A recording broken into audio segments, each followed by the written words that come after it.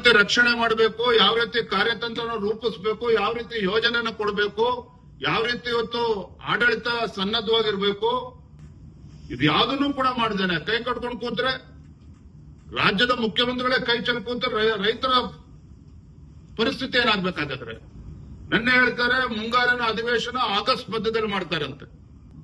ಯಾಕೆ? SIR ನಡೀತದೆ ಅದಕ್ಕೆ ಅಂತ ಹೇಳ್ತಾ ಇದ್ದಾರೆ. ಅರೆ ಈ ಶಾಸಕರುಗಳು ಹೋಗಿ ಮನೆ ಮನೆಗೆ ಹೋಗ್ತಿರ್ಗೆ SIR ಮಾಡ್ತಾ ಇದಾರ?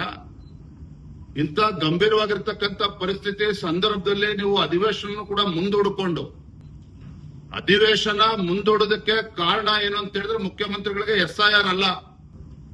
ಕಾಂಗ್ರೆಸ್ ಪಕ್ಷದಲ್ಲಿ ಪರಿಸ್ಥಿತಿ ಏನಾಗಿದೆ ಅಂತ ಹೇಳಿದ್ರೆ ರೇಟ್ ಫಿಕ್ಸ್ ಆಗಿದೆ, ಡೇಟ್ ಫಿಕ್ಸ್ ಆಗ್ತಾ ಇಲ್ಲ. ಇವತ್ತು ಕ್ಯಾಬಿನೆಟ್ ಎಕ್ಸ್ಪಾನ್ಷನ್ಗೆ ರೇಟ್ ಫಿಕ್ಸ್ ಆಗದೇನೆ ಡೇಟ್ ಫಿಕ್ಸ್ ಆಗದ ಪರಿಣಾಮವಾಗಿ ಇವತ್ತು ಅಧಿವೇಶನವನ್ನ ಮುಂದೂಡ್ತಾ ಇರುವಂತದ್ದು. ಇದಕ್ಕೆ ಅವ್ರಿಗೆ ನೆಪ ಕೊಡ್ತಾ ಇರುವಂತದ್ದು SIR ಇದೆ. ಅದಕ್ಕೋಸ್ಕರ ನಾವು ಅಧಿವೇಶನವನ್ನ ಆಗಸ್ಟ್ ಮಧ್ಯಭಾಗದಲ್ಲಿ ನಾವು ಮಾಡ್ತೇವೆ ಅನ್ನೋ ಮಾತನ್ನು ಹೇಳ್ತಾ ಇದ್ದಾರೆ. ಒಂದ್ ಕಡೆ ಭೀಕರ ಬರಗಾಲ ಇದೆ. ಒಬ್ಬೊಬ್ಬ ಸಚಿವರಿಗೆ 3-4 ಜಿಲ್ಲೆಗಳನ್ನ ಉಸ್ತುವಾರಿ ಕೊಟ್ಟಿದ್ದೀರಿ. ಸಿದ್ದರಾಮಯ್ಯ ಮುಖ್ಯಮಂತ್ರಿಗಳಾದಾಗ ಪೂರ ಮಂತ್ರಿಮಂಡಲ ಇದ್ರೂ ಕೂಡ ನೆರೆ ಬಂದಂತ ಸಂದರ್ಭದಲ್ಲಿ ಸ್ಪಂದನೆ ಮಾಡೋದಕ್ಕೆ ಸಾಧ್ಯ ಆಗ್ಲಿಲ್ಲ. ಇಂಥ ಬರಗಾಲದ ಸಂದರ್ಭದಲ್ಲಿ ನೀವು ಕ್ಯಾಬಿನೆಟ್ ಅನ್ನು ಕೂಡ ಪರಿಪೂರ್ಣ ಮಾಡಿಕೊಳ್ಳದೇನೆ ನಿಮ್ಮ ಆಂತರಿಕ ಕಚ್ಚಾಟದಿಂದ ರೈತರು ಕೂಡ ಅನ್ಯಾಯ ಮಾಡೋದಕ್ಕೆ ಹೊರಟಿದ್ದೀರಿ.